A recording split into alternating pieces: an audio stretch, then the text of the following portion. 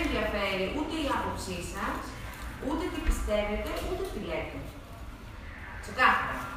Εδώ δεν κρίνομαι εγώ, κρίνεστε εσείς. Να ξέρετε ότι είναι πάρα πολύ αγενές να πηγαίνετε σε χώρους, να χρησιμοποιείτε τα ονόματα, να μιλάτε δυνατά και μετά να δημιουργείτε άσχημη εικόνα για εσάς. Όταν θα πηγαίνετε και θα μιλάτε για εμένα, για τον οποιοδήποτε, και το να μιλήσετε για μένα είναι απλώς χαζομάρα σας, να χρησιμοποιήσετε το όνομά μου για μνημεία. Δεν υπάρχει άλλη στον κόσμο ολόκληρο σε αυτή τη χώρα. Και να θέλετε δηλαδή να κρυφτείτε, δεν μπορείτε να κρυφτείτε. Το τι λέτε για μένα δεν με ενδιαφέρει. Το τι πιστεύετε για μένα δεν με ενδιαφέρει. Θα έπρεπε να σας ενδιαφέρει τι πιστεύω εγώ για εσάς. Και τι λέω εγώ για εσάς. Στην αγορά που ψάχνετε εσείς για δουλειά.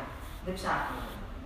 Οπότε, σας το λέω, γιατί υπόθηκε, μου το είπανε, σας κάλυψα, να ξέρετε, γιατί δεν είναι ωραίο εικόνα για εσάς, και εγώ σας κάλυψα για άλλη μια φορά. Προσέξτε που ανοίγετε το στόμα σας και τι λέτε. Καλά θα κάνετε όταν ανοίγετε το στόμα σας, τουλάχιστον να χρησιμοποιείτε το όνομά.